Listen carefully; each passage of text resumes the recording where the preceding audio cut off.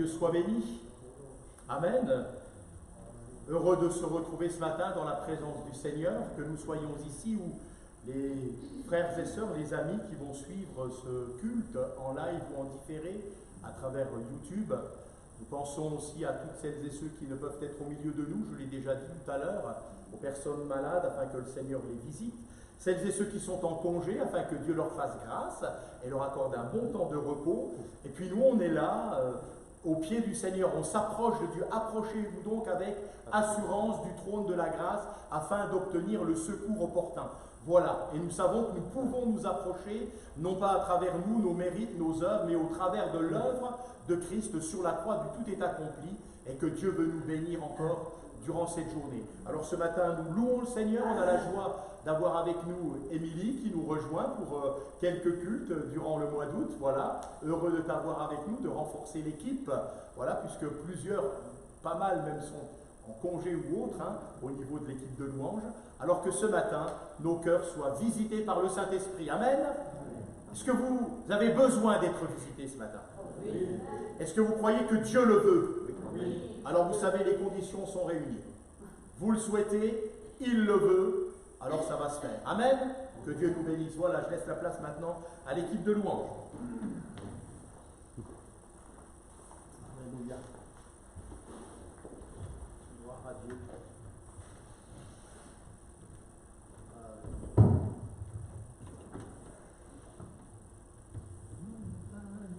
On pourrait presque se lever pour celui-là, moi je trouve. Parce que vous allez être longtemps assis après. Alléluia. On va parcourir les montagnes et les vallées, les campagnes et les cités.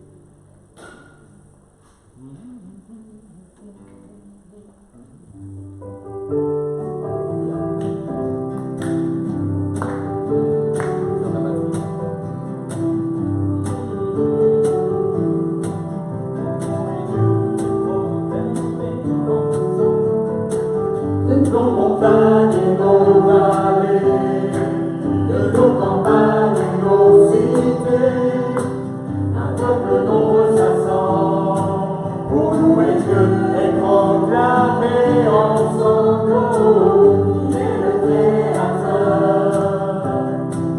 qui fait de nous sa demeure, pour être ses lumières, Dieu nous appelle à servir sur la terre. Nous annonçons le roi, Alléluia, nous proclamons son nom sur ce pays. Nous célébrons sa gloire, nous chantons sa victoire, et nous vivons les dons de son esprit. Nous annonçons le roi, Alléluia, nous proclamons son nom sur ce pays. Nous célébrons sa gloire, nous chantons sa victoire, nous élevons le nom de Jésus-Christ. Le roi rassemble son armée, l'ennemi tremble sous ses pieds, la victoire est assurée, si nous marchons unis à ses côtés. La foi est notre bouclier, et sa parole notre épée, ses armes nous sont données, pour tenir ferme et pour tout surmonter. Nous sommes le roi, Alléluia, nous proclamons son nom sur ce pays.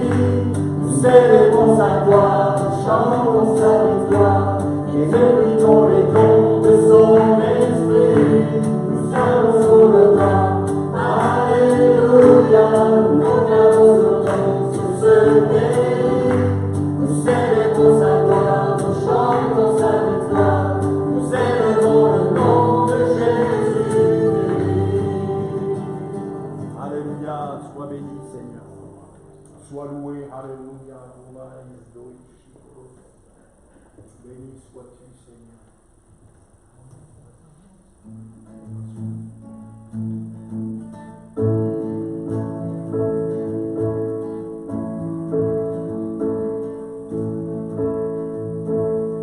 Que ton nom résonne en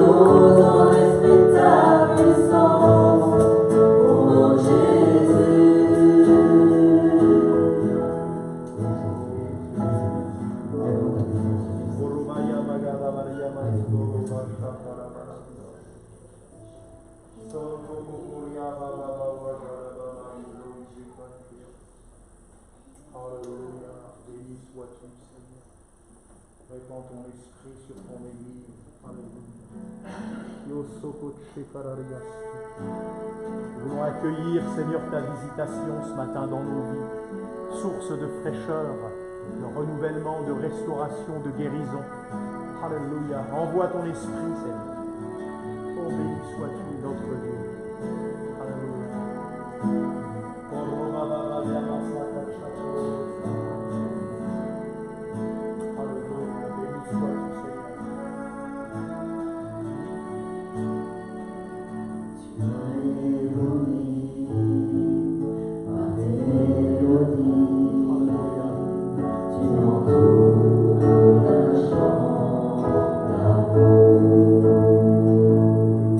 Chante délivrance devant les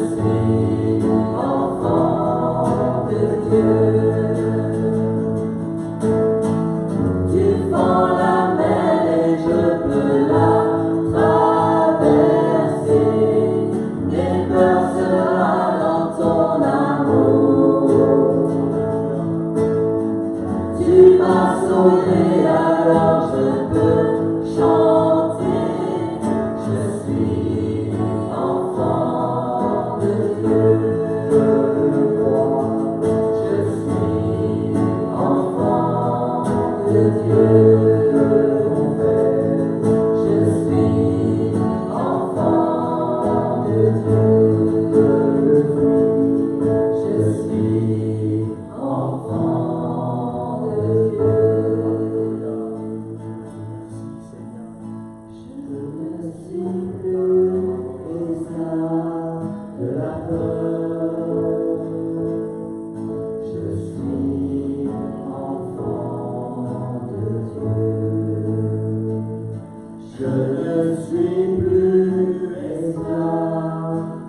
Je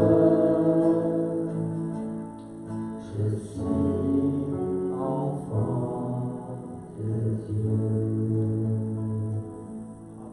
Oui, merci Seigneur. Je ne suis plus esclave de la tâche. Seigneur, tu es venu me chercher déjà dans le ventre de ma mère, Seigneur. Tu m'as choisi, Seigneur. Et je suis ton enfant, Seigneur. Je veux te suivre. Merci pour tout ce que tu fais, Seigneur. Dans chacun de nos vies, Seigneur, au quotidien, Seigneur. Nous voulons le proclamer maintenant que tout ce que tu fais est bon et parfait, Seigneur. Merci. Je vous laisse le moment pour élever votre voix. Alléluia. Sois béni. Seigneur, je veux célébrer ton nom ce matin.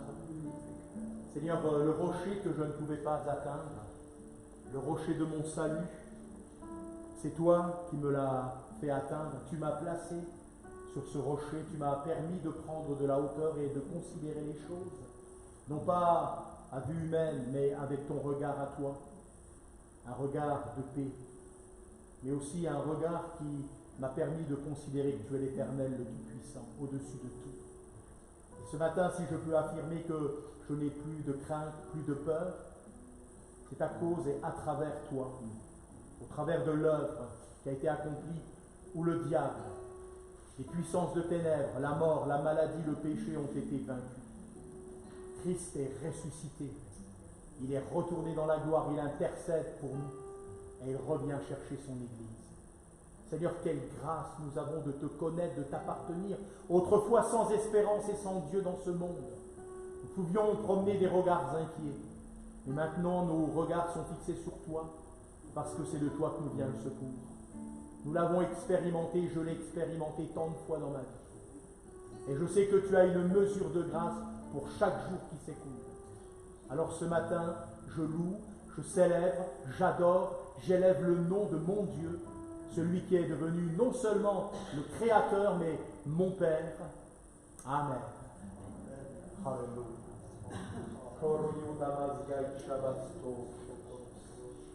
Nul n'est comme toi, Seigneur. Personne ne peut nous parler à notre âme comme toi, Seigneur de gloire.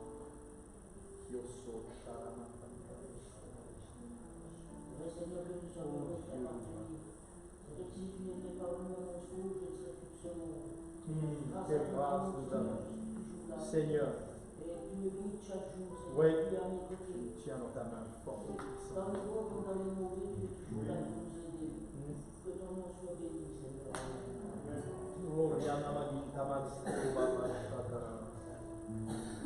Réveille, Seigneur, tes enfants de cet esprit de force, de sagesse, de foi.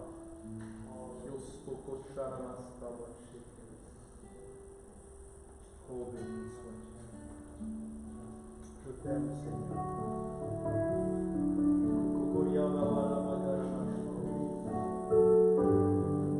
Oui, Seigneur.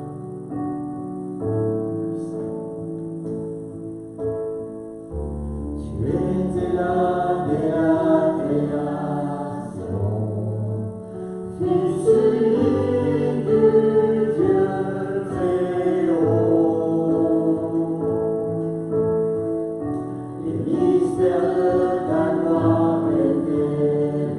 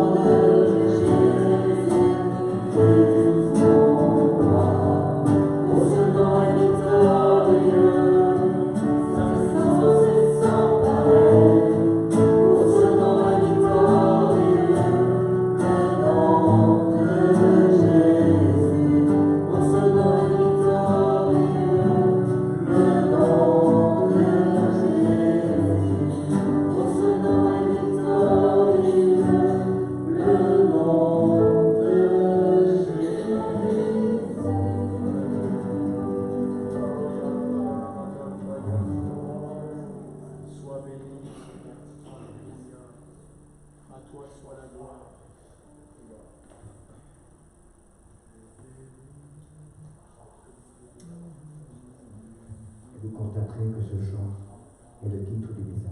Ouais.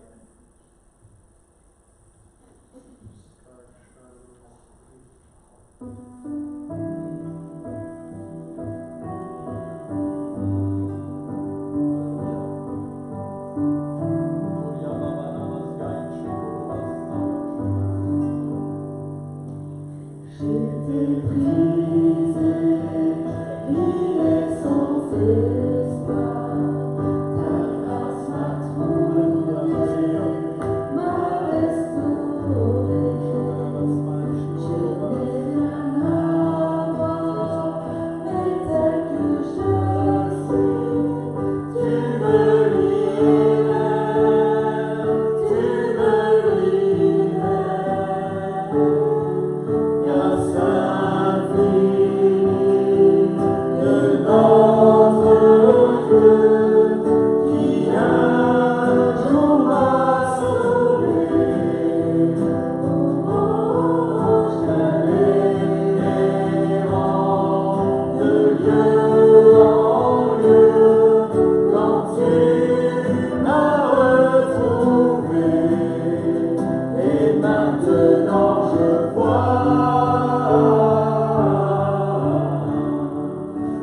vois l'amour, la grâce dans tes yeux, donnant ta vie pour moi, me ramenant de la mort à la vie.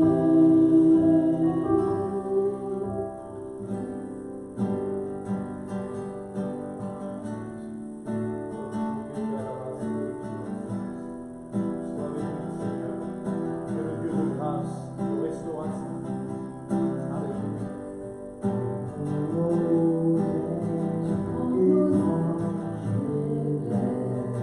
Tu places ton trésor dans des vases d'argile. Pour prendre mon cœur même, je veux te servir, pour que tout soit ta vie en moi. Grâce infinie de notre Dieu, qui un jour m'a sauvé. Oh, j'allais errant de lieu en lieu, quand tu m'as retrouvé. Et maintenant je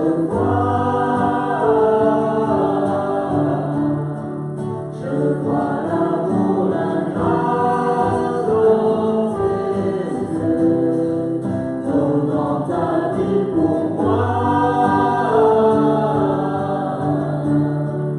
me ramenant de la mort à la vie.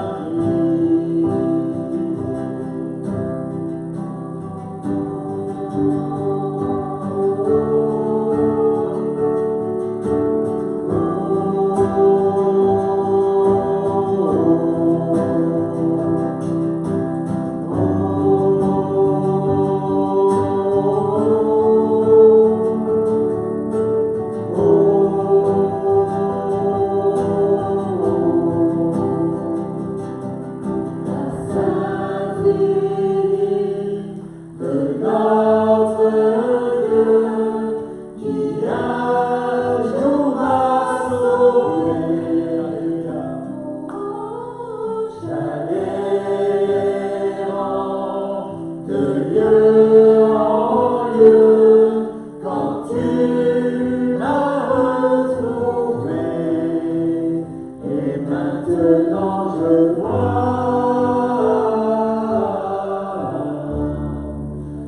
vois l'amour, la grâce dans tes yeux, donnant ta vie pour moi,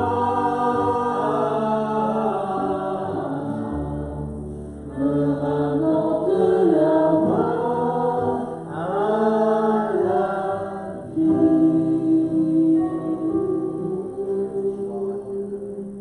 Sois béni, Seigneur.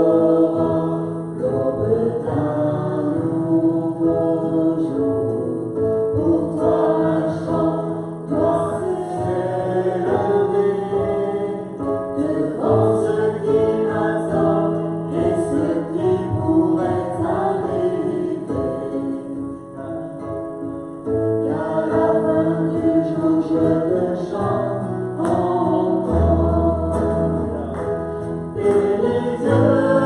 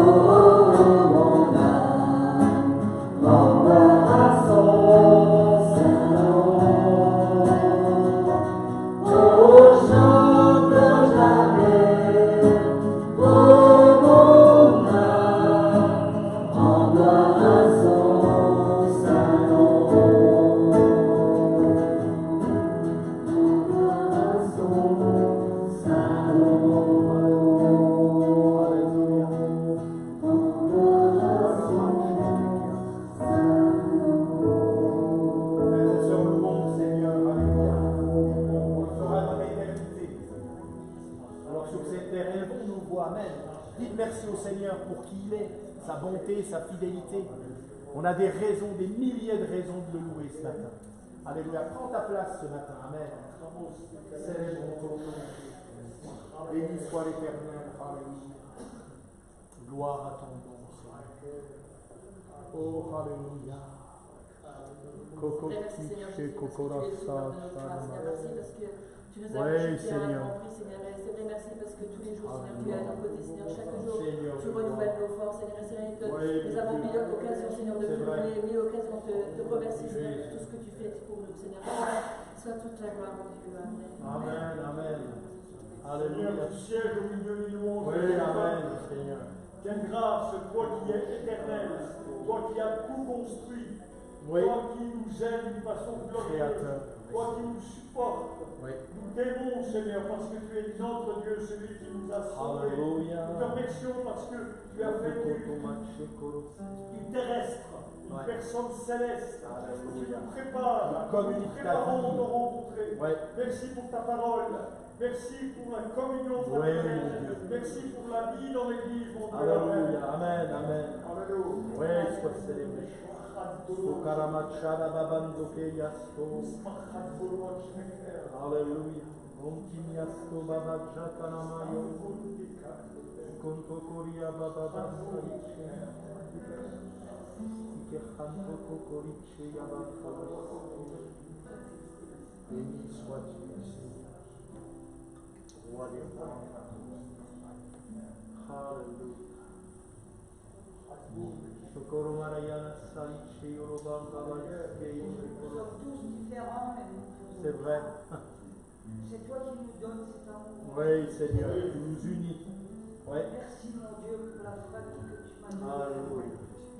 Oh, tu es vraiment puissant, je t'aime. Oui, Seigneur. Amen, amen. Nul n'est comme toi. Shalikastacho. Oui, c'est vrai.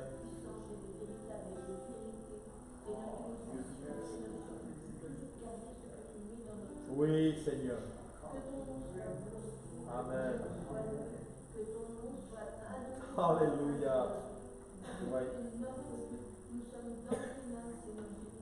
Et qui, Seigneur, pourrait nous faire du mal si toi, Seigneur, tu es avec nous? C'est vrai. Si tu es avec nous, qui sera contre nous? Amen. Amen. Oui, merci. Ta puissance, merci pour cette sainteté. Parce que tu es la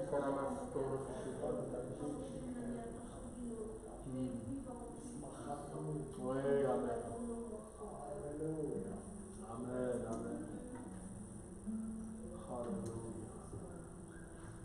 Gloire à Dieu. Sois béni, Seigneur. Merci. Yasto Shikantoros.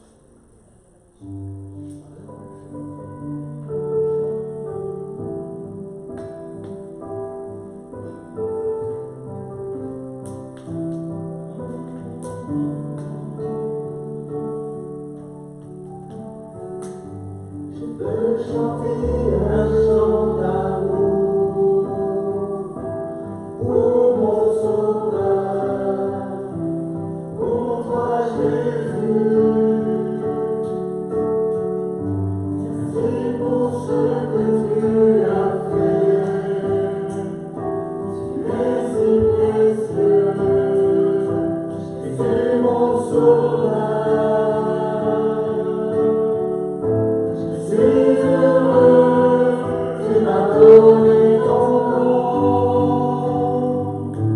Je ne peux pas être ailleurs que dans tes bras d'amour, dans tes bras d'amour.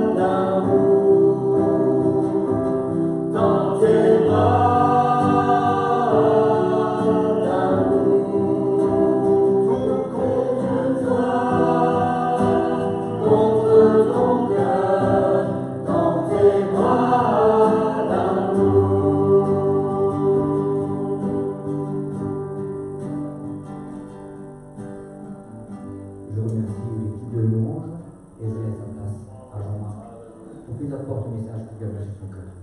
Amen. Alléluia. Gloire à Dieu. Merci pour ce temps de célébration. Nous louons le Seigneur. Amen. C'est agréable d'être conduit dans le chant. On apprécie.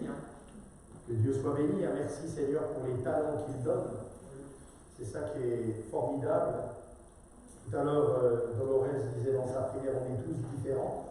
Et c'est vrai, on a tous des talents différents. Et ce qui compte finalement, la seule chose qui est importante, c'est qu'on puisse tout mettre ensemble pour l'œuvre de Dieu. Voilà. Chacun a reçu des talents.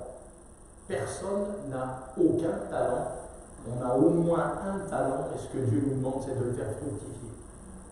Alors que Dieu soit béni pour ce qu'il veut nous permettre de vivre ce matin. Je voudrais vous entraîner avec moi dans le livre du prophète Jérémie au chapitre 18. Je l'ai annoncé ce matin, j'aimerais véritablement considérer avec vous un vase. On l'a chanté, je ne suis qu'un vase d'argile entre les mains du potier. Amen. Alors, je vais aborder ce thème, mais d'une autre manière que celle que j'ai souvent utilisée en parlant justement de l'argile et du potier et du vase. On va aller dans une autre direction ce matin, Dieu voulant, et que Dieu puisse encore agir dans nos cœurs. Mais nous lisons les 4 premiers versets du livre de Jérémie au chapitre 18e. La parole qui fut adressée à Jérémie de la part de l'Éternel enseignée. Lève-toi et descends dans la maison du potier, là je te ferai entendre mes paroles. Je descendis dans la maison du potier, et voici, il travaillait sur un tour. Le vase qu'il faisait ne réussit pas, comme il arrive à l'argile dans la main du potier. Il en refit un autre vase, tel qu'il trouva bon de le faire. Amen. Alors, ce texte, bien sûr, d'une manière particulière, nous parle à travers une parabole. Et vous savez que la parole de Dieu est souvent empreinte de paraboles, d'images, d'illustrations qui nous permettent de mieux comprendre l'œuvre de Dieu et l'action du Seigneur. Et le Seigneur Jésus parlait très souvent en paraboles, mais il n'y a pas que dans le Nouveau Testament qu'il y a des paraboles, il y en a aussi de nombreuses dans l'Ancien Testament. Alors quand on considère ce texte, finalement, c'est déjà la première chose que je pourrais dire ce matin, c'est que l'argile c'est de la terre et que cette parabole, elle nous parle finalement de l'homme qui est issu de la poussière et qui est gâté, loupé à cause du péché, et le Seigneur reprend cette masse afin d'en refaire quelque chose de nouveau. On pourrait faire un parallèle avec cela. Ici, il ne nous est pas parlé d'un potier qui va considérer la masse d'argile et la jeter et en reprendre une autre. Non, il reprend cette même masse d'argile et il va refaire un vase selon ce qu'il trouve bon. Un vase qui va réussir. Imaginez ici, encore dans le texte, il nous est parlé d'un vase nouveau. Et la parole de Dieu, et Jésus lui-même va l'enseigner à Nicodème en son temps, il va lui dire, il faut naître de nouveau. Le Seigneur, lui, veut faire du nouveau dans nos vies. Amen. Amen. Le Seigneur veut faire du nouveau, du neuf. Amen. Moi, c'est ça, vous savez, qui me réjouit. Le Seigneur n'est pas, permettez-moi de le dire ainsi, le Dieu du rafistolage. Non, le Seigneur veut faire quelque chose de nouveau. Béni soit Dieu de ce qu'il nous a trouvés tels que nous étions, qu'il nous a sortis de notre fosse et qu'il nous a mis sur son tour et qu'avec sa grâce, avec sa volonté propre, son désir de bénir, il a pu refaçonner un vase nouveau. Nous sommes de nouvelles créatures. Si quelqu'un est en Christ, il est une nouvelle création. Littéralement, le texte dit une nouvelle pâte. Comprenez un peu l'analogie, une nouvelle pâte. Et à partir de là, les choses anciennes sont passées, toutes choses deviennent nouvelles. Il y a donc quelque chose qui nous amène vers l'avenir. Et moi, ce qui me réjouit, c'est que le potier sait exactement ce qu'il veut faire. D'ailleurs, il nous est dit dans le texte, tel qu'il trouva bon de le faire. Quelque chose qui va le satisfaire. Vous savez que Dieu fait de nos vies quelque chose qui va le satisfaire. Dieu veut faire de nos vies, permettez-moi de le dire ainsi, eh bien une vie qui va pouvoir véritablement eh bien, être agréée de sa part. C'est lui qui nous façonne. Que le nom du Seigneur soit béni. Nous sommes l'ouvrage de ses mains, nous sommes son ouvrage. Dieu fait du neuf, c'est ce qu'on trouve dans Éphésiens au chapitre 2. Ensuite, une remarque aussi peut-être, un vase. Son utilité. Quelle est l'utilité d'un vase? Être rempli. Voilà. Le vase, il n'est pas simplement là pour être mis sur une étagère et puis que tout le monde dise « Oh, le beau vase !» Le vase, il est fait pour être utilisé, utilisable. Alors j'ai remarqué une chose, et c'est vrai dans nos vies, avant que le vase soit rempli, il faut qu'il soit vidé. Il faut que le vase soit vidé de tout ce qui n'est pas de Dieu, tout ce qui est encore de la chair. Et ça, c'est l'œuvre du Seigneur aussi, on va en parler. Le Seigneur désire nous remplir, mais pour cela, il faut que nous acceptions d'être débarrassés, vidés de tout ce qui ne lui est pas agréable. Et on sait parfaitement, parce que la parole de Dieu et l'Esprit de Dieu et Dieu lui-même nous convainquent ensemble de ce qui n'est pas conforme à sa volonté. Et vous savez, le Seigneur veut enlever les scories.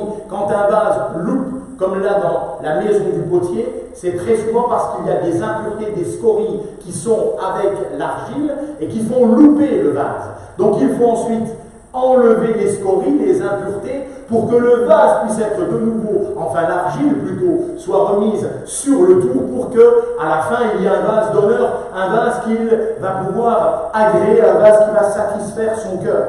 Et puis notre cœur, puisque c'est de lui finalement que tout dépend, garde ton cœur plus que toute autre chose, car de lui dépend d'où proviennent ou surgissent les sources de la vie, eh bien il doit être nourri, habité de l'odeur de son salut. Vous savez, je voudrais apporter une précision ce matin. Dieu ne veut pas toute la place. Oh là, qu'est-ce qu'il dit, parce que, oh là là, ça va pas, ça c'est pas biblique. Vous savez, écoutez bien ce que je veux vous dire. Dieu ne veut pas toute la place, mais il veut la première place en toute chose. Je reprends. Dieu ne veut pas toute la place. Il n'y a plus de place pour rien. Non. Ce que Dieu veut, c'est la première place en toute chose. Et ça n'est pas du tout la même chose.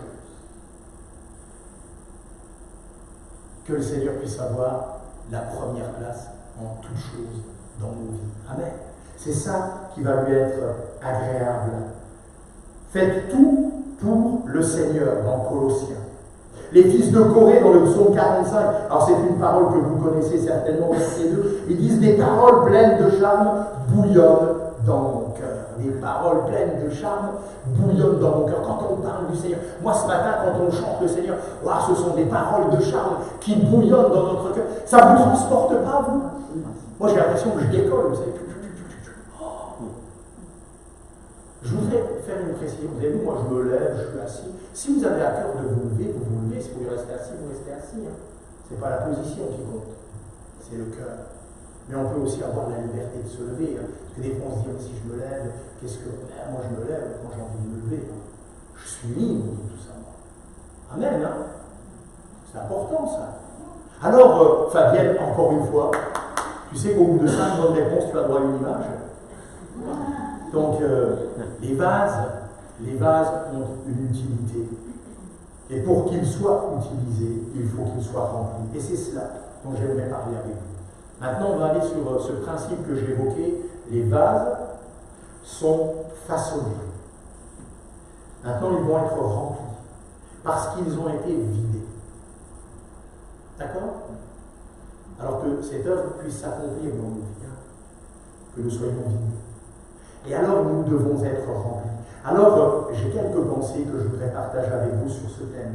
Premièrement, et je vais lire avec vous des versets où qui nous parlent d'être remplis. On retrouvera ce verbe, être rempli. Tout d'abord, être rempli du fruit de la justice. C'est ce qu'on trouve dans Philippiens 1 au verset 11. Il nous est dit, afin que vous soyez purs, que vous ne bronchiez pas jusqu'au jour de Christ, étant remplis du fruit de la justice qui est par Jésus-Christ, à la gloire et à la louange de Dieu. Amen. Alors là, on s'est tous reconnus.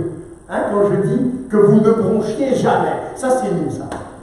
On bronche jamais. Hein. Formidable. Hein. Vous êtes contents, je parle de vous. Moi, je bronche encore des fois. Hein. Voilà. Des fois, pas vous. Non, on bronche jamais. Et oui, bien sûr. Que vous soyez purs et que vous ne bronchiez pas, jusqu'au jour de Christ, étant rempli du fruit de la justice, qui est par Jésus-Christ, à la gloire et à la louange de Dieu. Vous savez, tout à l'heure, je suis allé chercher Marguerite, puis on discute tout le temps en voiture, nous tous les deux, hein, Marguerite. Et on parlait du temps. Vous avez fait chaud, hein? Ouais, il fait chaud. Et Marguerite me dit, ouais, c'est vrai. Et c'est son fils, Stéphane, qui lui a dit, ouais, mais bon, quand il fait chaud, on se plaint parce qu'il fait chaud. Quand il pleut, on se plaint parce qu'il pleut. Quand il y a du vent, on se plaint parce qu'il y a du vent. Quand il neige, c'est embêtant la neige. Enfin bref, on n'est jamais content de ce qu'on a. Et ça caractérise le français. Vous savez que c'est notre réputation sur cette planète. Hein. Moi, j'ai eu l'occasion d'aller dans différents pays. Et quand on m'interroge parfois, on me dit, mais il n'y a pas une grève? Il n'y a pas quelque chose là en France? On est réputé pour être des râleurs. Le français est un râleur. Donc c'est notre nature. Alors, on pourrait dire, je suis français, je suis un râleur. Ben non, parce que nous sommes concitoyens des cieux. Alors, nous sommes des Français, oui, mais concitoyens des cieux. Alors, ce qui doit l'emporter, c'est le fait que nous soyons concitoyens des cieux sur notre nature. Et c'est vrai dans tous les domaines de notre vie, que vous ne bronchiez pas. Vous savez, on reconnaît un arbre à quoi? À son fruit. Hein, souvent, c'est la saison des mirabelles. Quand quelqu'un va se faire un mirabellier, il ne s'attend pas à cueillir des prunes. Il pense qu'il va avoir des mirabelles. Et en principe, c'est comme ça que ça se passe. Ben, nous, en tant que chrétiens, il faut que, parce que quand il est parlé, comprenez bien ici du fruit de la justice, ce n'est pas simplement la justice sociale, la justice morale, la justice pénale. Non. Là, c'est la justice mise en pratique. C'est le concret dans nos vies. Voilà. Nous devons être des pratiquants de la justice. Aimer ce qui est juste, faire ce qui est juste, pratiquer des œuvres justes. C'est autre chose, ça c'est le témoignage que nous rendons. C'est le fruit que les gens voient en s'approchant de l'arbre que tu es. Et quand ils s'approchent d'un chrétien, ils s'attendent à voir un fruit de justice, un fruit qui honore Dieu. Parce que le pire, c'est quand le chrétien produit un autre fruit que celui qu'il devrait produire. C'est un contre-témoignage, et j'ai envie de dire, tais-toi, ne dis surtout pas que tu es chrétien. Non. Laisse le Saint-Esprit travailler encore dans ton cœur, laisse-le te vider de tout ce qui est de toi, de la chair, de tout ce qui n'est pas encore conforme à la volonté de Dieu, et Dieu le fera si tu le désires vraiment. Mais ensuite, oui, tu rendras ce témoignage. Faisons attention, frères et sœurs. Quand on est enfant de Dieu, on donne aux autres le droit de regard dans nos vies. Quand on confesse le nom du Seigneur, nous donnons aux autres le droit de regard sur nos vies. Donc, vivons plus que nous ne parlons. Parce qu'en principe, le témoignage le plus beau, c'est celui qu'on ne dit pas, mais que les gens rendent de nous quand ils nous voient, qu'ils nous fréquentent. Ils disent, elle, lui, il y a quelque chose en lui, il y a quelque chose en elle qu'il n'y a pas en moi. Et je veux savoir ce que c'est. On suscite. Et à partir de là, wow, c'est merveilleux, on peut annoncer le beau nom du Seigneur Jésus. Le juste dans le livre des Proverbes, c'est celui qui marche dans le sentier de la justice. Oui, c'est ça, dans le sentier de la justice. Vous connaissez le psaume 23? Il me dirige où? Près des eaux paisibles et il restaure mon âme. Il me conduit dans les sentiers de la justice. Ah oui, les sentiers de la justice. Vous savez, dans la parole de Dieu, dans Ésaïe 32, il est dit le fruit de la justice. Écoutez bien, parce que ça, on le veut tous. Le fruit de la justice sera le repos et la sécurité pour toujours. Nous voulons le repos. Nous voulons la sécurité pour toujours. Portons le fruit de la justice. Soyons empreints de la justice qui est celle qui vient du ciel. Amen. Empruntons un chemin de justice. Ensuite, remplis de la connaissance de quoi? Écoutez bien, pas simplement de la connaissance de Dieu, mais de la connaissance de la volonté de Dieu. Waouh! Et que nous puissions être remplis de la connaissance de la volonté de Dieu. Dans Colossiens chapitre 1er, et d'ailleurs c'est une prière qu'il formule souvent, l'apôtre Paul, quand il prie pour les croyants, voilà ce qu'il demande: que nous soyons remplis de la connaissance de la volonté du Seigneur pour marcher d'une manière digne de lui et lui plaire à tous égards. Colossiens 1, versets 9 et 10. Je relis, frères et sœurs, que nous soyons remplis de la connaissance de la volonté du Seigneur. Pourquoi? C'est pas simplement, vous savez, je connais la volonté de Dieu, gloire à Dieu, alléluia. Non, c'est pour quelque chose. C'est pour marcher. On a parlé tout à l'heure, emprunter un sentier de la justice. Ici, c'est pour marcher d'une manière digne de lui, et lui plaire à tous égards. Donc, si je veux marcher d'une manière digne de lui et lui plaire, il faut que je connaisse la volonté du Seigneur pour ma vie. Alors, comment connaître la volonté de Dieu? Parce que ça, c'est the question. Comment connaître la volonté de Dieu? Vous savez, vous et moi et vous, on se retrouve parfois à des intersections, il y a un chemin à choisir, qu'est-ce qu'on fait? Où est-ce qu'on va? Quel chemin? Eh bien, je crois que, tout d'abord, pour connaître la volonté de Dieu, il faut puiser à la bonne source. Ce que je veux dire par là, nous devons avoir déjà soif de cette connaissance, de la volonté de Dieu. Vous savez, il ne faut pas, et comprenez bien, moi je ne lance la pierre à personne, parce que je l'ai fait, donc je ne vais pas dire et critiquer, mais simplement nous corriger. Corriger, c'est ramener ce qui est faux à l'état de vrai.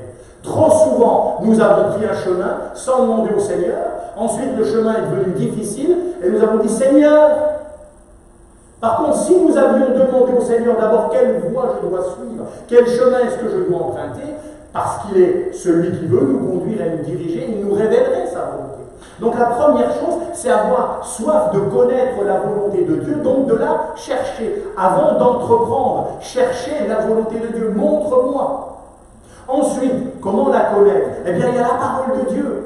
Bien sûr, la source. La source qui va me permettre de trouver la volonté de Dieu, c'est aussi la parole de Dieu. Dieu nous parle à travers sa parole pour nous faire connaître ses voies. Ensuite, il y a le Saint-Esprit qui veut nous conduire dans la volonté de Dieu. Et je m'empresse tout de suite d'ajouter que le Saint-Esprit ne peut pas avoir des paroles qui soient contraires à ce qui est exprimé dans la Bible. Le Saint-Esprit, parce qu'il y a des gens qui font parler Dieu. Dieu m'a parlé. Dieu me parle. Dieu, de toute façon, moi, il n'y a que Dieu qui me parle. Un pasteur ne peut pas me parler, des frères et sœurs ne peuvent pas. Il n'y a que Dieu. Je suis connecté ciel. Et bien ça, excusez-moi, c'est n'importe quoi. Bien sûr que Dieu peut nous parler en direct, oui, mais il confirme sa parole. Par sa parole ou par quelque chose qui va venir dans notre vie, nous donner l'assurance, c'est la volonté de Dieu. Il y a l'approbation de Dieu. Ne faites pas parler Dieu, mais laissez Dieu vous parler. Donc la volonté de Dieu, je la connais et je la recherche parce que j'en ai besoin, je veux, je n'anticipe pas, je ne précipite pas les choses. Il est urgent de ne rien faire, surtout quand les choix sont importants. Ensuite, je vais chercher dans la parole de Dieu, c'est-à-dire que je médite, je prie, quand j'ouvre la parole de Dieu, parle-moi Seigneur. Et vous savez, s'il y a une réelle soif, je me laisserai trouver si vous me cherchez de tout votre cœur, dit l'Éternel. Alors Dieu nous parle. Ensuite, Dieu peut nous parler par, oui, c'est vrai, des choses qu'il met sur notre cœur. Mais ensuite, Dieu les confirme, ces choses. Et Dieu peut nous parler à travers les chants ce matin. Dieu peut nous parler à travers une prophétie, une parole qui vient du ciel. Dieu peut nous parler à travers un frère, une sœur. Voilà, Dieu peut le faire. Et vous savez que Dieu peut même nous parler par la nature. Dieu peut, il a tous les moyens, mais jamais ça ne contredira sa parole qui est ce qu'il a et qui fait autorité en matière de foi. Seule la parole fait autorité en matière de foi. Alors oui, le Seigneur désire que nous puissions être remplis de la connaissance de sa volonté. Et quand nous la cherchons véritablement, quand elle nous est révélée, alors nous marchons selon cette volonté. Et c'est là que nous marchons d'une manière digne de l'Évangile, digne de notre Seigneur. Vous êtes d'accord avec ça? Vous n'êtes pas d'accord? Venez me voir, on en parle. Préparez vos arguments. Ensuite, ça va être bien. Bah, tout est bien. Rempli de joie. Ah, ça c'est bien. Qui ne veut pas être rempli de joie? Qui se lève tous les matins en priant, en disant Seigneur, que la journée soit mauvaise, que je pleure toute la journée, que je m'en barre, que personne. Ça n'existe pas, si. Ben non. En principe, on veut une bonne journée. Hein? Amen. Moi, j'aime bien avoir une bonne journée. Je dis, Seigneur, cette journée, eh bien que soit toi qui la fasses et qu'elle soit pour moi un sujet d'allégresse et de joie. Voilà. Hein?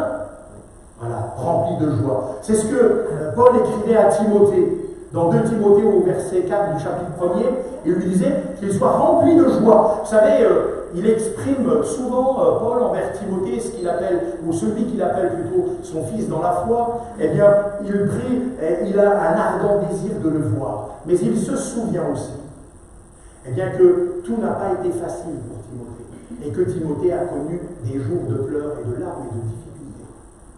Alors il l'exhorte et il l'encourage aussi à ce qu'il puisse connaître la joie et qu'il soit rempli, que son cœur soit rempli de joie. Et la joie, eh bien, elle a sa source, son origine dans le Seigneur. Vous savez ce que disait en son temps Néhémie au chapitre 8 au verset 10 ? La joie de l'Éternel sera votre force.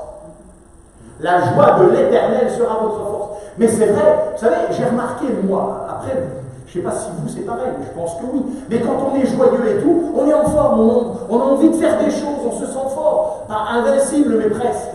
Quand on est dépité, qu'on est au bas, on se dit on n'a aucune force, on ne veut rien entreprendre.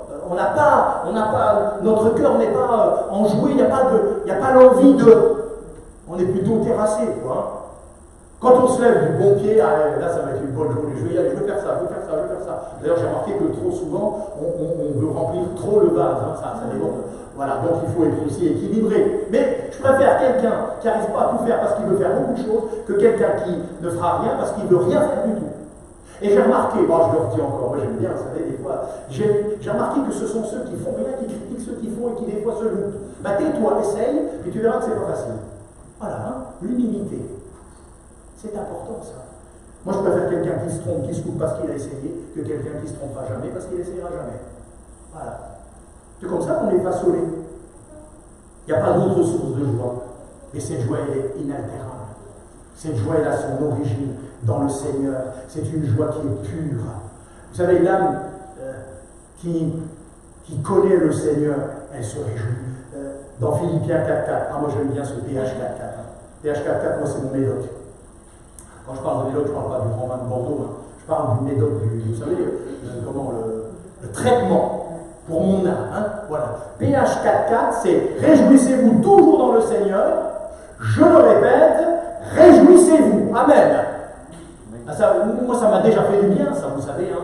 J'ai pris une petite pilule de PH 4.4. Allez, hop, on y va, on avance.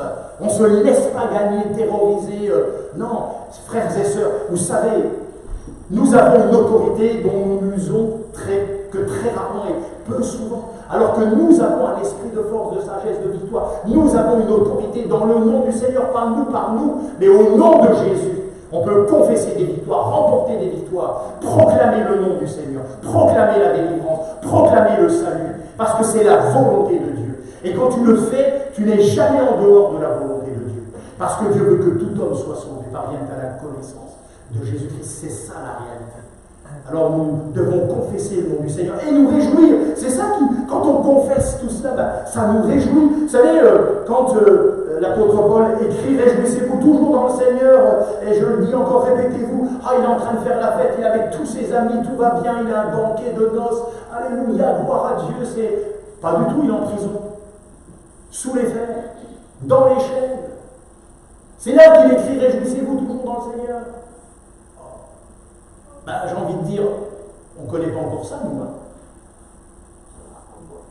Donc, réjouissons-nous dans le Seigneur. Il dit, dans Philippiens 4.11, un peu plus loin, « J'ai appris à être content dans les circonstances où je me trouve. » Vous voyez là, ça change du râleur. Hein. J'ai appris à être content dans les circonstances où je me trouve.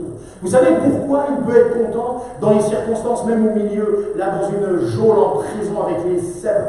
Mais parce que sa joie ne vient pas de ce qu'il a, de ce qu'il, là où il est, elle vient du ciel. Sa joie, c'est d'appartenir à celui qui est le sauveur de son âme. Et quand Paul est en prison, c'est le seul libre. Et tous ceux qui sont soi-disant libres sont tous esclaves. Le seul vrai libre en prison, c'est celui qui connaît le Seigneur. Mais que Dieu soit béni. Il change les choses, le Seigneur. Il est capable de faire naître l'espoir là où personne ne pourrait penser que l'espoir va naître. Parce qu'il est Dieu. Ensuite, rempli de l'amour divin. Alors là, Éphésiens 3, 19, connaître l'amour divin, l'amour du Christ qui surpasse toute connaissance, afin que vous soyez remplis jusqu'à toute la plénitude de Dieu. Et quand il en parle, l'apôtre, il parle de ces mesures de l'amour divin. Il prend 4 dimensions. Alors je ne vais pas prêcher ce matin sur les 4 dimensions de l'amour divin.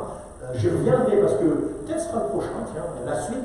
Mais simplement nous faire réfléchir, la largeur c'est tous les hommes, la longueur c'est l'éternité, la profondeur c'est il vient là, au plus profond de notre misère, et la hauteur c'est la dimension, ça vient du ciel. Tout don excellent vient d'en haut, du Père des Lumières, chez qui il n'y a ni changement ni ombre de variation. Ça vient du ciel et ça nous amène vers le ciel. Ça nous élève. Amen. C'est tellement, tellement puissant et précieux. Un amour qui doit remplir nos cœurs jusqu'à la plénitude de Dieu. Et comment c'est possible? C'est possible parce que ça c'est la mesure de Dieu. Dieu est amour. Dieu est amour et quand il vient établir sa demeure en nous, c'est le Dieu amour qui vient établir sa demeure en nous. Alors cette mesure-là maintenant va devenir divine, elle va remplir notre cœur et c'est là que nous marquons la différence aussi, vous voyez? C'est l'amour infaillible, inaltérable. Heureusement, hein, si Dieu devait m'aimer que quand je suis bien, waouh! Mais il m'aime. Je sais que tu m'aimes, on l'a chanté. Je sais que tu m'aimes. Est-ce que tu sais qu'il t'aime? Mais quand tu sais qu'il t'aime, waouh, ça change ta vie, ça. Ça change tout, ça transforme tout. Des vases remplis, fruits de la justice, pleins de la connaissance de la volonté de Dieu, de la joie, de la plénitude, de l'amour. Alléluia. La voie par excellence, je vais vous montrer maintenant la voie par excellence, 1 Corinthiens 13. On le prend souvent dans les mariages et tout, pour parler de la dimension de l'amour de Dieu. Et puis, il reste encore quelque chose, il y a encore un peu de place pour remplir. Les 5 ingrédients, en tout cas ceux que moi j'ai relevés ce matin, c'est l'esprit. Alléluia, l'esprit. Vous savez, quand on a besoin de trouver des servantes et des serviteurs pour l'œuvre de Dieu. Moi, je me fie à la parole de Dieu. Et donc, je lis dans Acte 6. Acte 6, c'est vraiment, il y a plein de taf. Ça bosse. Et puis, à un moment, les disciples sont là et disent, non, il va falloir répartir le travail, ça ne va pas, ça. Hein. Nous, il faut qu'on s'attache à ce que Dieu nous a demandé, la prédication. Hein. Par contre, il faut des diacres, des diaconesses, il faut des servantes, des serviteurs dans la maison de Dieu. Alors, comment on va les choisir, ceux-là? On tire au sort? Comment on fait? Ben non. On va choisir des hommes ou qualifiés, mandatés par Dieu, remplis de l'Esprit Saint. Étienne, c'était un homme rempli dans lequel habitait l'Esprit de Dieu. Ouais. La mesure de l'Esprit de Dieu. Ce n'est pas simplement avoir l'Esprit, mais en être rempli. Soyez remplis de l'Esprit de Dieu. Amen. C'est tellement important. Pour ne pas se tromper, pour ne pas entrer dans des œuvres charnelles, infructueuses, mais entrer dans la dimension de l'Esprit, être conduit par l'Esprit, eh bien il faut être rempli de l'Esprit. Vous ne vous appartenez plus à vous-même, vous êtes devenu le temple du Saint-Esprit. Moi et le Père, nous établirons notre demeure en vous par l'Esprit qui va venir. Waouh, qui va nous conduire dans toute la vérité. Il vous est avantageux que je m'en aille, dit Jésus. Moi j'aurais été là, j'aurais dit, chalet, reste. C'est mieux que tu restes. Il dit non, il est préférable que moi je parte pour qu'un autre moi-même, le consolateur, l'esprit de vérité, qui vous conduira dans toute la vérité, qui prendra de ce qui est à moi, qui vous le communiquera, qui vous rappellera mes paroles, lui va être présent partout en même temps. Moi je ne peux pas, je suis à une place, mais lui sera partout présent. Partout où il y a des enfants de Dieu, il y a un temple. Le temple du Saint-Esprit. Oh purée, c'est géant. Rendez compte, vous êtes des temples, frères et sœurs. Temple du Saint-Esprit. Alors, soyons remplis du Saint-Esprit. Le temple doit être habité, le vase doit être rempli de la présence du Saint-Esprit, de la personne du Saint-Esprit. Laissons-nous visiter, remplir, baptiser l'Esprit, communiquons les dons spirituels pour l'édification de l'Église. Alléluia. Nous en avons tellement besoin. Vous savez, oui, vous le savez, les temps que nous vivons sont particuliers. Quelqu'un dit un jour, chrétien, brûlez, et on viendra vous voir brûler. J'ai l'impression qu'on ne brûle pas beaucoup. Brûlez, et on viendra vous voir brûler. Ah Seigneur, embrase-nous de ton esprit. Consume en nous ce qui doit être consumé. Sanctifie, purifie par le feu de ton esprit. Et que nous soyons des vases vraiment remplis. Alors le travail du potier, ça va, je peux continuer encore? Oui. Donc le Seigneur, ici, comparé à ce potier qui a surtravaillé, va nous former, va nous transformer, va faire quelque chose de beau. Vous savez que c'est un travail d'art, la poterie. C'est un travail d'art. Je ne sais pas si vous vous êtes déjà mis devant un trou et que vous avez pris une masse d'argile entre les mains et que, je ne sais pas si du premier coup vous avez fait un super vase. C'est pas facile, hein? C'est vraiment pas facile de trouver l'équilibre, la pression juste. Waouh! Pour que le vase puisse véritablement être formé. Ça, moi, ce qui me réjouit, c'est que ce n'est pas Isabelle qui me forme. Oh, je crois qu'elle ferait du bon boulot, hein. Je le pense. Quoique quand je dis qu'elle ne me forme pas, j'ai 40 ans, je suis plus là. Ouais. Mais toujours est-il, celui qui me façonne, le divin potier, c'est le Seigneur. Ça doit vous rassurer, frères et sœurs. L'argile est entre les mains du potier. Voilà. L'argile ne peut pas dire je veux devenir ceci ou cela. Non, c'est le potier qui sait. Lui, il sait ce qu'il va faire. Il faut juste que la masse d'argile soit malléable, qu'elle soit là au bon endroit, entre les mains du potier. Alors, pour faire un petit peu un parallèle, vous savez, le tour, ça pourrait représenter les voies de Dieu, les circonstances par lesquelles nous passons. Ça tourne, tout le temps, tous les jours, ça tourne. Ouais. Ça, c'est, vous savez que c'est le potier qui donne le rythme. Il donne plus vite, moins vite. Il sait, Seigneur. D'ailleurs, il nous l'a dit à chaque jour suffisant. Il n'y a aucun problème. Il y a une mesure de grâce pour chaque jour. Il sait ce qu'il fait, Seigneur. Les circonstances, les voies de Dieu. Le tour, il est là. Et puis, moi, ce qui me réjouit, vous voyez, c'est que le potier, il a deux mains. Ah ouais. Le potier, il a deux mains. Comprenez bien ce que je vais dire maintenant. Il y a une main qui est à l'intérieur et une main qui est à l'extérieur. L'argile est sur le tour. Le potier commence à faire tourner le tour. Il va façonner. Et ensuite, il va mettre une main dedans et une main à l'extérieur. Et à travers ces mains, entre ces mains, eh bien, il va y avoir un vase. Et les mains trempées dans l'eau. L'eau, vous savez, c'est le symbole de la parole de Dieu. Donc les mains du potier ne sont pas sèches, elles sont mouillées. Elles sont empreintes de la parole de Dieu. Et il va avoir une main dedans et une main dehors. Frères et sœurs, c'est la main qui est à l'intérieur qui donne le galbe du vase. Pas celle qui est à l'extérieur. C'est celle qui est à l'intérieur. Et je dois comprendre, et nous devons comprendre ce matin, que ce qui est important, c'est le travail de Dieu dans notre cœur, dans nos affections. C'est un travail divin d'amour pour nous former. Il nous façonne comme il trouve bon à ses yeux. Alors il y a la main qui travaille en nous.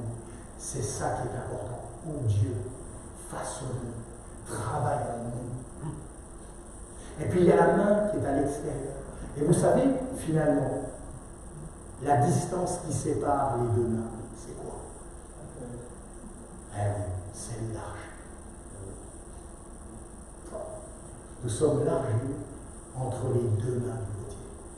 La main intérieure qui travaille principalement afin d'éradiquer ce qui doit être éradiqué et façonner notre vase à l'image de ce que lui trouve bon. Et la main qui est à l'extérieur, les circonstances, tout ce que Dieu permet, mais qu'il maîtrise. Et le travail intérieur et extérieur se conjuguent de l'un l'autre. Et c'est parce qu'il y a les deux, imaginez qu'il n'y ait pas de main à l'extérieur, c'est parce qu'il y a les deux que le vase d'argile est façonné. Que Dieu soit béni.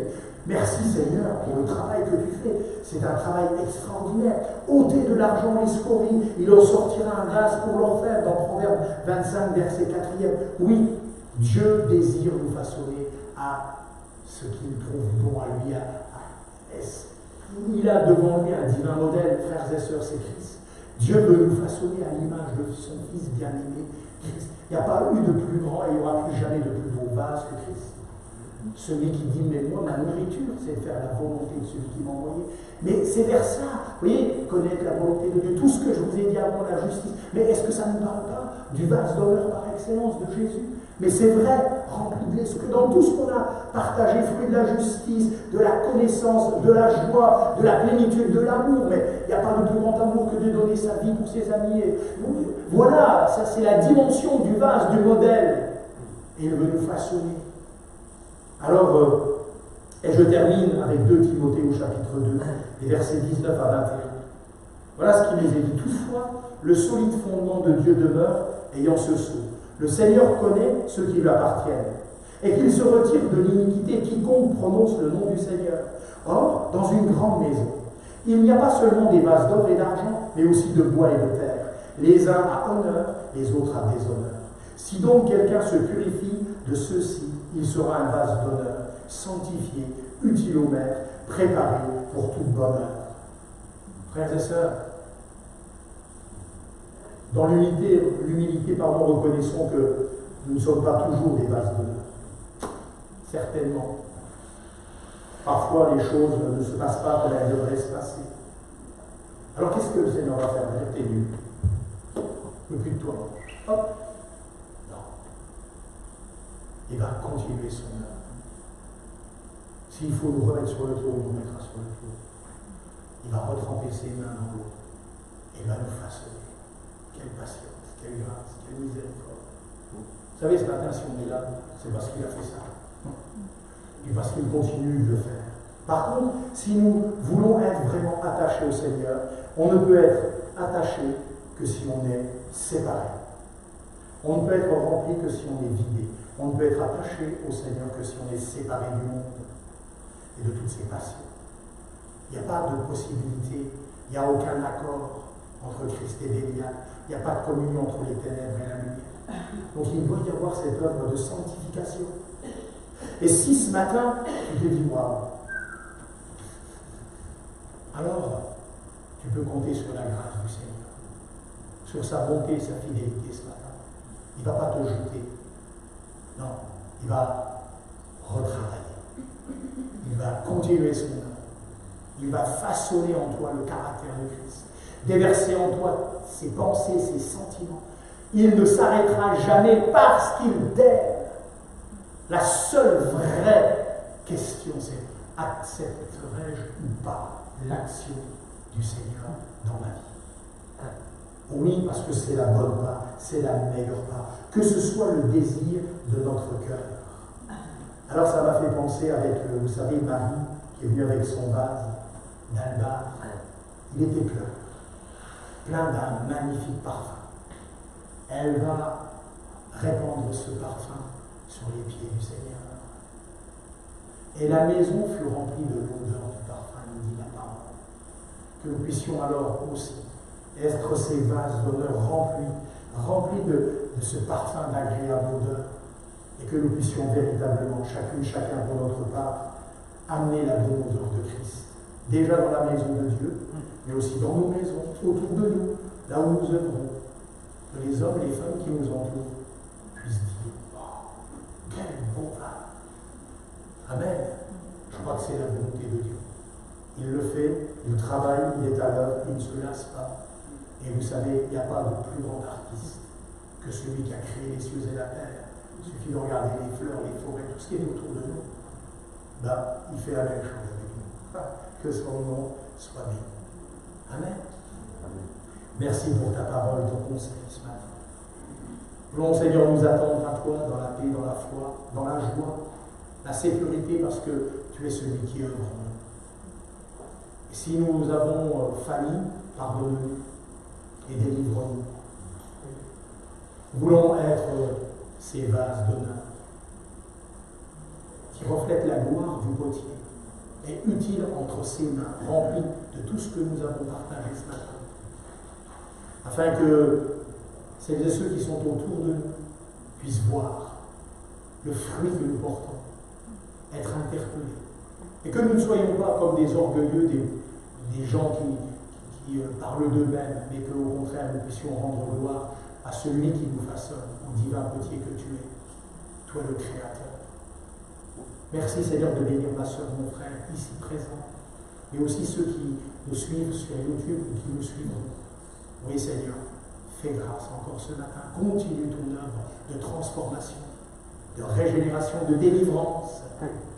Merci Seigneur pour l'œuvre que tu accomplis fidèlement jour après jour au nom de Jésus. Amen. Amen. Nous allons participer à la Sainte Seine avec Alain et Jackie qui viendront pour présenter le pain, le vin. Et passer au milieu de nous, je rappelle, on prend le morceau de pain, la coupe et on attend, on prendra ça ensemble, une fois que tout le monde aura reçu de quoi faire. Nous nous retrouverons mardi pour la réunion de prière. Jeudi, il n'y a pas de rencontre d'évangélisation. C'est une fois tous les 15 jours et l'étude biblique reprendra, Dieu voulant, en septembre, une fois tous les 15 jours. On se retrouvera dimanche ici pour notre culte, pour élever le beau nom du Seigneur. Amen. Voilà, je vais inviter Jean-Philippe qui va lire le texte de la scène partagé à venir me rejoindre. Le groupe, vous pouvez venir aussi me rejoindre ici. Et puis comme cela, et bien ensuite, on chantera, on loue le Seigneur et surtout on participe ensemble à la communion fraternelle. Que Dieu vous bénisse richement. Je rappelle, je l'ai mis sur le groupe WhatsApp, mais le 7 septembre, nous sommes invités du côté de Moyen-Routier, chez notre frère Alain, pour un repas à l'issue du culte. Donc il se charge de la viande et des boissons, en particulier du vin rosé, à boire et à consommer avec modération. Et vous voulez participer, vous vous inscrivez auprès d'Isabelle. De là, on va faire une liste sur les salades, les boissons non alcoolisées, les gâteaux, beaucoup de desserts, beaucoup de gâteaux. Voilà. Et comme ça, on partagera ce moment ensemble. Que Dieu vous bénisse. Nous célébrons maintenant la victoire de Jésus-Christ sur la croix. Dieu a donné sa vie pour qu'à notre tour nous soyons victorieux. Et nous avons droit, grâce à cette victoire, nous avons droit à sa protection et nous lui en sommes reconnaissants. Amen. Je vais lire un psaume sur la protection de Dieu. La protection face au danger. Dieu n'a pas créé un monde sans danger, mais il nous promet de nous aider dans le danger. C'est le psaume 91, c'est un psaume, ce n'est pas de David, c'est un psaume, on ne connaît pas l'auteur de ce psaume. Celui qui habite sous l'abri du Très-Haut repose à l'ombre du Tout-Puissant. Je dis à l'Éternel, tu es mon refuge et ma forteresse, mon Dieu en qui je me confie. Oui, c'est lui qui te délivre du piège de l'oiseleur et de la peste dévastatrice. Il te couvrira de ses ailes et tu trouveras un refuge sous son plumage. Sa fidélité est un bouclier et une cuirasse.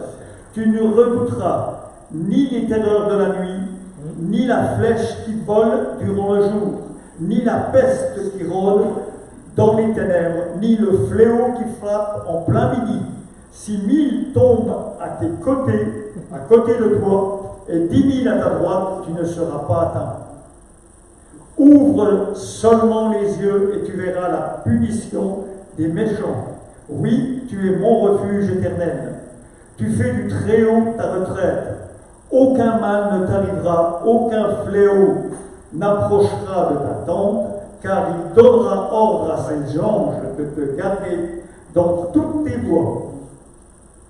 Ils te porteront sur leurs mains, de peur que ton pied ne chancelle sur une pierre, ne heurte une pierre. Tu marcheras comme le lion, et sur le lion, tu marcheras sur le lion et la vipère. Tu piétineras le lionceau et le dragon. Puisqu'il est attaché à moi, je le délivrerai, je le protégerai, puisqu'il connaît mon nom. Il fera appel à moi et je lui répondrai. Je serai avec lui dans la détresse. Je te délivrerai, t'honorerai. Je le comblerai de longs jours et je lui ferai voir mon salut. Les difficultés sont là, la vie que nous vivons n'est pas une vie qui n'est pas un sentier où il y a des pétales de rose. La vie est difficile. La vie est problématique. Il y a des problèmes. Quand un problème part, un autre arrive. Mais Dieu nous promet son aide. Et je vais lire maintenant la reconnaissance envers l'Éternel. Le psaume 92. Il est bon de te louer, Éternel, et de célébrer ton nom. très haut, d'annoncer le matin ta bonté et pendant les nuits ta fidélité, sur l'instrument à 10 cordes, sur le luth et au son de l'harpe. Tu me réjouis par ce que tu accomplis. Éternel, je te chante avec allégresse les œuvres de tes mains. Que tes œuvres sont grandes, Éternel, que tes pensées sont profondes. L'idiot n'y connaît rien, l'homme stupide n'y comprend rien. Si les méchants poussent comme l'herbe, si tous ceux qui commettent l'injustice sont florissants, c'est pour être détruits à perpétuité. Mais toi, tu es le Très-Haut pour toujours, Éternel, car voici tes ennemis, Éternel, voici tes ennemis, ils vont à leur perte. Tous ceux qui commettent l'injustice sont dispersés. Mais tu me donnes la force du buffle. Je suis arrosé par ton huile fraîche.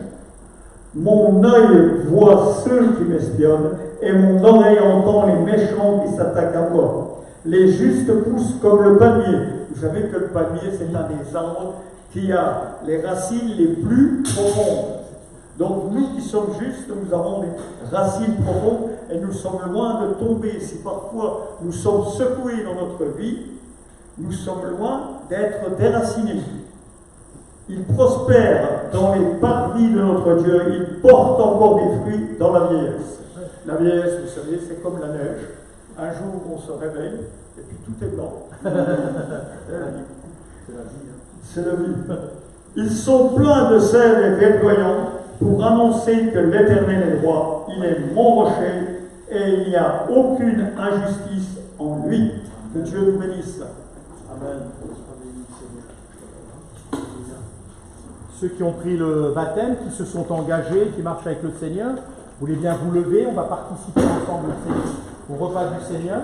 Et puis, on aura encore un temps de chant, de louange. Ensuite, que Dieu soit béni. Et nos frères, voilà, vont présenter le pain et le vin. Amen. Allez-y, les frères. Gloire à ton nom. Merci, Seigneur. Merci pour cette bonne nouvelle de Jean-Marc. Il y a un an, j'étais dans les circonstances-là. Et depuis que le Seigneur a rempli mon vase, ça va beaucoup mieux. Donc, je remercie le Seigneur pour avoir donné sa vie à la croix. On va prendre le pain pour nous rappeler qu'il a été crucifié sur la croix. Que ton nom soit glorifié. Gloire à toi, Seigneur. Amen. Ô Dieu, ô Père éternel, nous te demandons au nom de ton Fils, Jésus-Christ, de bénir le pain et le vin pour nous souvenir de la souffrance et le sang versé sur la croix. Voilà, pour pardonner pour nos péchés. Et voilà, Amen. Amen. Gloire à ton nom.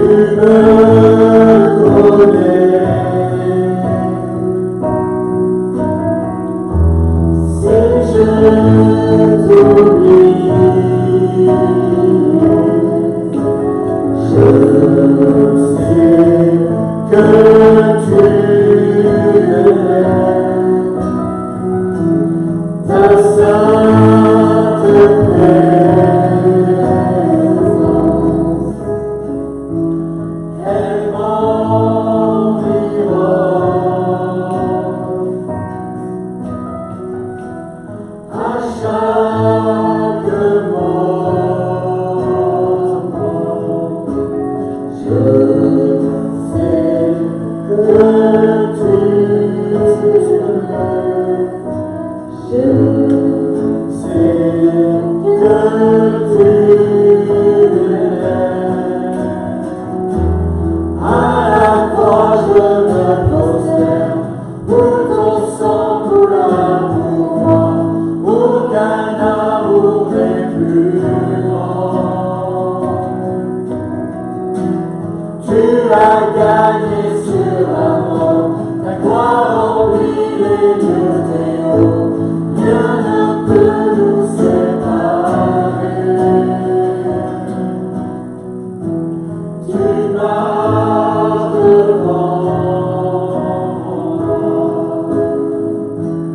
Tu gardes mes pas,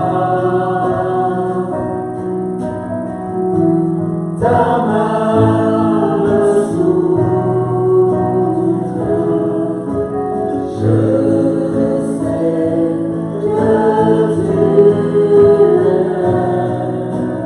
Je sais que tu es là.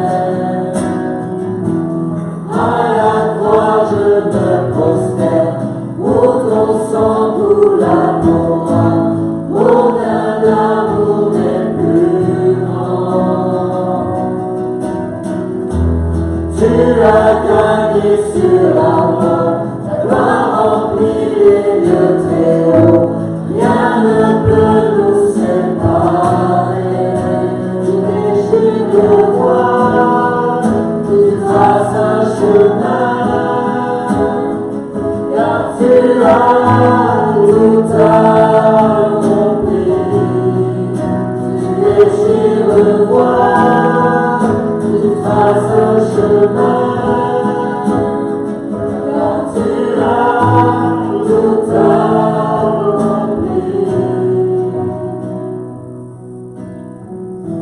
Si tout s'effondre devant mes yeux, tu resteras.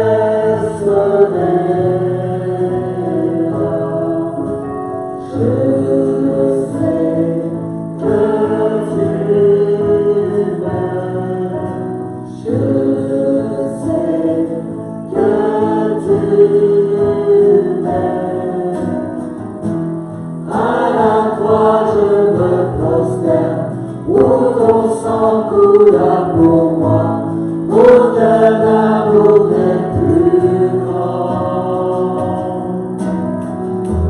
Tu as gagné sur la mort, ta gloire remplit les lieux très hauts, rien ne peut nous séparer. À la croix je me prosterne, où ton sang coula pour moi, aucun amour n'est plus grand. Tu as gagné sur la mort, ta gloire remplit les lieux très hauts, rien ne peut nous séparer.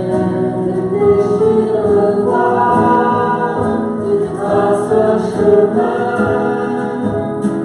car tu as tout accompli.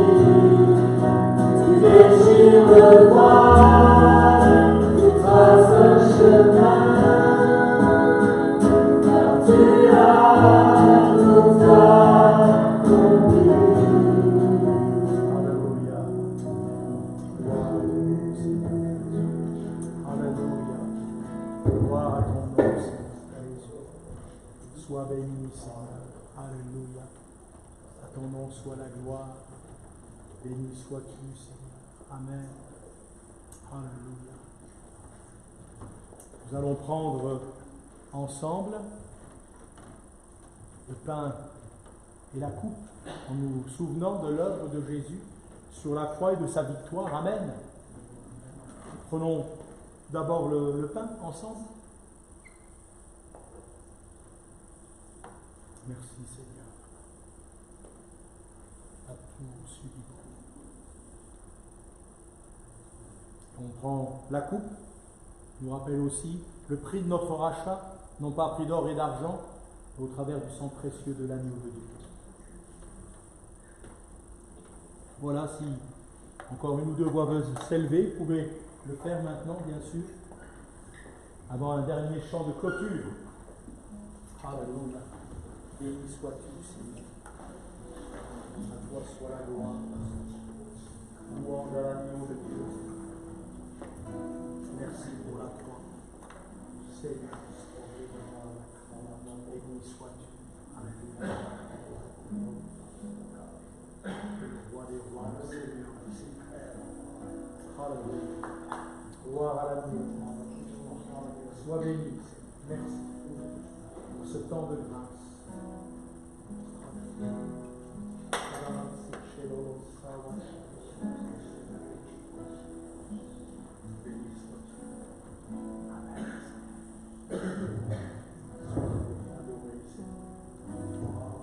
Amen. Gloire à Dieu.